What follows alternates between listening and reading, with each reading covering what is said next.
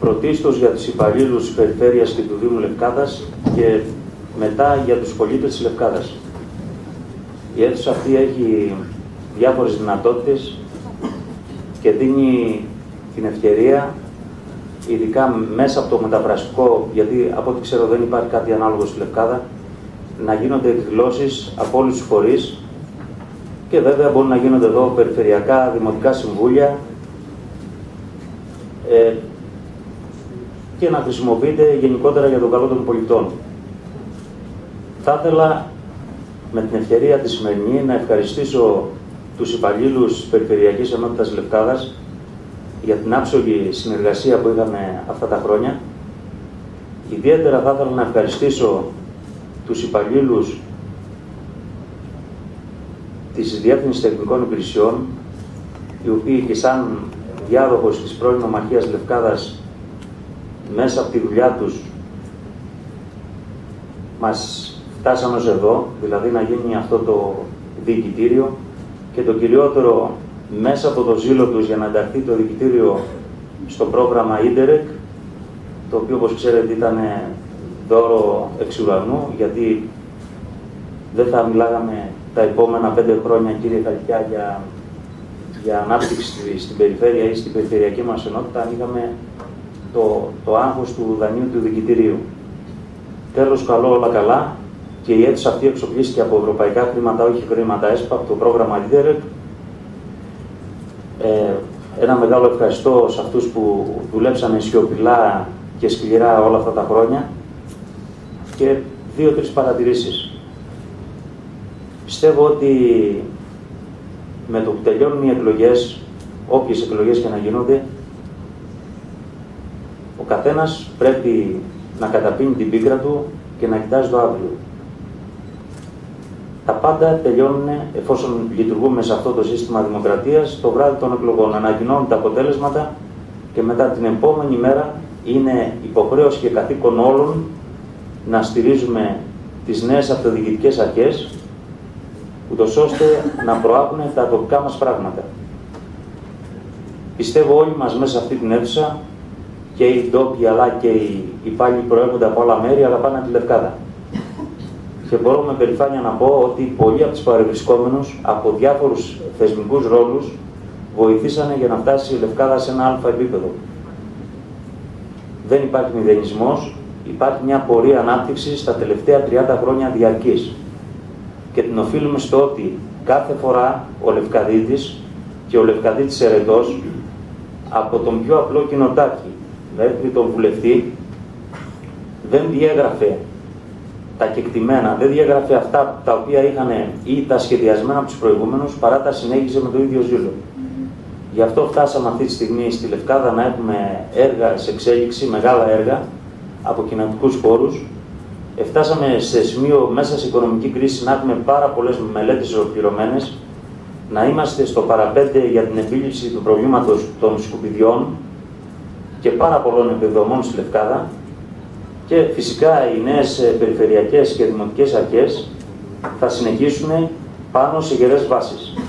Γιατί, επιτρέψτε μου να πω, και ο Δήμος Λευκάδας αλλά και η Περιφερειακή Ενότητα Λευκάδας είναι από τις καλύτερες, από τα καλύτερα νομικά πρόσωπα στο Ιόνιο και σε όλη την Ελλάδα. Και από πλευράς υποχρεώσεων, μπορώ να πω για την Περιφερειακή Ενότητα ότι οι υποχρεώσεις οικονομικές είναι πλέον ελάχιστες. Οπότε δεν θα έχει το άγχος η νέα Περιφερειακή Αρχή. Υπάρχουν πάρα πολλά έργα δημοκρατημένα ή συμβασιοποιημένα, οπότε το επόμενο διάστημα θα τα δούμε να εκτελούνται, και υπάρχει και σχεδιασμός και θα υπάρχει και κάθε στήριξη από όλους μας, και έτσι πρέπει να γίνει, να ξεπεράσουμε μέσα από την κρίση, να δημιουργηθούν ευκαιρίες και να υπάρξει μια ανάπτυξη για το μέλλον, γιατί δεν τη χρωστάμε στους εαυτούς μας, τη χρωστάμε στις επόμενες γενιές. Το μέλλον το δανειζόμαστε από αυτούς. Με αυτά τα λόγια πιστεύω, και αυτά που έχω δει, πιστεύω στη δυναμική των πραγμάτων, την καινούργια δυναμική των πραγμάτων, και πιστεύω ότι θα δούμε πάρα πολλά καλά πράγματα για τη Λευκάδα το επόμενο διάστημα.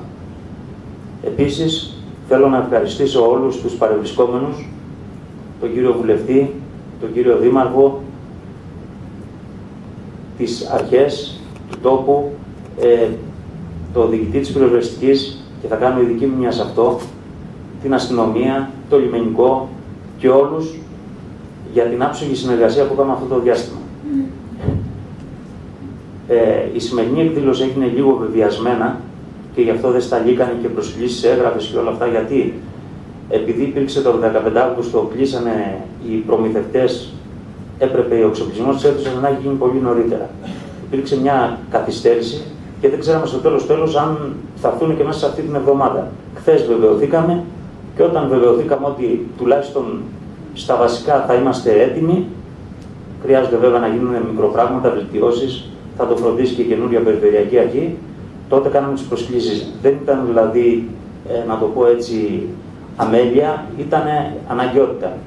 Και εγώ ένιωθα την ανάγκη να εκφραστώ, γιατί δεν το συνηθίζω, και λίγο δημόσια. Όπως ξέρετε, στα θέματα πολιτικής προστασίας ο Αντιπεριφερειάρχης είναι καθήλυνα αρμόδιος, σε συνεργασία βέβαια με τις υπόλοιπους φορείς. Και εγώ θέλω να εξάρω αυτό το διάστημα της συνεργασίας μας και ειδικά και τη στάση της πυροσβεστικής Λευκάδας, που και με τον κύριο Κόνστα και με τον κύριο Ράπτη, με το σχέδιο πρόληψης πυρκαγιών το οποίο αναπτύξανε, καταφέραμε μέχρι τώρα οι οποιοσδήποτε πυρκαγιές να αντιμετωπίζονται με τις γενές τους, και όλοι οι Λευκαδίτες ξέρουν πόσο άμεση είναι η επέμβαση της πυροσβεστικής πλέον. Σε περιπτώσεις ατυχήματος την τελευταία φορά πρώτα πήγε το πυροσβεστικό όχημα και μετά πήγε το ασθενοφόρο, γιατί η πυροσβεστική έχει διασκορπίσει την άμεση σε όλο το νησί και επεμβαίνει άμεσα πριν το κακό πάρει διαστάσεις. Ένα θερμό ευχαριστώ γιατί και στον κύριο Ράπτη που εκπροσωπεί την πυροσβεστική, γιατί τα 3,5 χρόνια δεν είχαμε καμία μεγάλη πυρκαγιά ή τουλάχιστον στη Λευκάδα. Μετά, οι όποιες αδυναμίες, και συγχωρέστε με γιατί άνθρωποι είμαστε, οι όποιες μικρότητες μέσα στην ένταση που δημιουργούν και στην ευθύνη, από όποια θέση ευθύνης υπηρετεί ο καθένας, δημιουργούνται και εντάσεις και μικρότητες, και μιλάω και στους υπαλλήλους της Περιφερειακής Ενότητας Λευκάδας, που κάποιους ενδεχομένως να τους πίκρανα, κάποιους με κάποιους ίσως και άθελά μου να μην είχα την συνεργασία την οποία θα ήθελα να είχα. Ζητάω συγγνώμη αν έγινε κάτι τέτοιο, δεν ήταν τις προθέσεις μου, αλλά ξέρετε, και θα το καταλάβουν και οι αιρετίες στο καινούριο ρόλο που θα αναλάβουν, ότι αυτές οι θέσεις είναι θέσεις καθήκοντος, είναι θέσεις που η προσωπική σου ζωή μπαίνει πολλές φορές σε δεύτερη μοίρα, οι προσωπικές σου απόψεις, οι φιλίες καμιά φορά καταστρέφονται, γιατί θεωρείς ότι πρέπει να υπηρετήσεις καλύτερα τα δημόσια και τα τοπικά πράγματα. Με αυτές τις λίγες παρατηρήσεις, και θέλοντας ξανά να ευχαριστήσω όλους σας, και τους παρόντες και τους απόντες, για την άψογη συνεργασία, και θεωρώντας ότι ο καθένας, και μιλάω στους αυτοδιοικητικούς, από όποια θέση ευθύνης και να έχει ταχθεί, θα υπηρετήσει το συμφέρον της Λευκάδας, γιατί το συμφέρον της Λευκάδας είναι πάνω απ' όλα, και βέβαια το συμφέρον των πολιτών, μέσα σε δύσκολες καταστάσεις που μας επιβάλλουν οι συγκυρίες και η χάραξη κεντρικών πολιτικών, για τις οποίες δυστυχώς εμείς σαν τοπική αυτοδιοίκηση δεν είμαστε υπεύθυνοι, απλώς τις λουζόμαστε κάθε φορά. Και εδώ να εκφράσω το παράπονό μου ότι πολλές φορές είμαστε τα υποζύγια που σέρνουν το κάρο, και την πορεία μας και το φορτίο το καθορίζουν άλλοι. Αυτό κάποια στιγμή πρέπει να σταματήσει, αν θέλουμε να λεγόμαστε ανεπτυγμένη χώρα, να μην εξακολουθήσουμε να είμαστε μπανανία. Πρέπει να δοθούν ρόλος και αρμοδιότητες ουσιαστικές και πόροι στην τοπική αυτοδιοίκηση. Το λέω αυτό γιατί, όπως ξέρετε κύριε Καλκιά, τα τελευταία χρόνια, ειδικά στις περιφέρειες, είμαστε χωρίς χρηματοδότηση.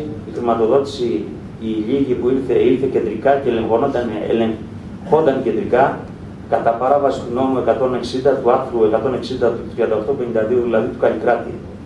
Δηλαδή το κράτος το ίδιο δεν στάθηκε συνεπές στη δεσμεύση.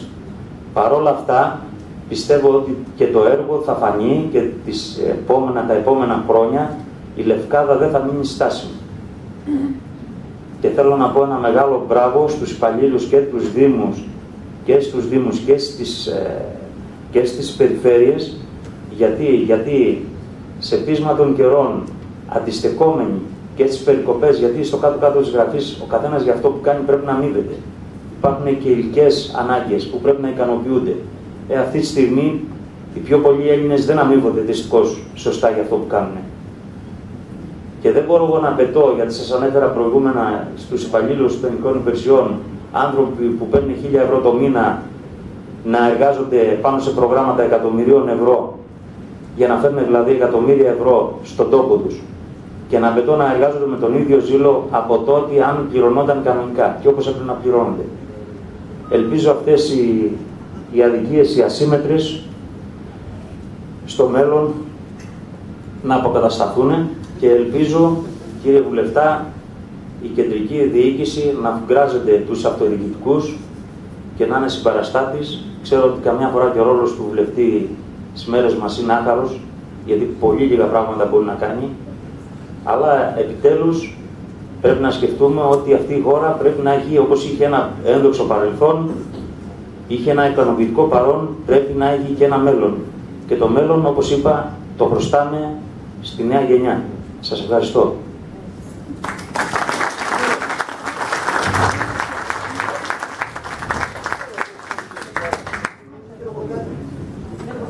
Αν θέλει και ο κύριος Χαριάς να πει δύο κουβέντες, για να μην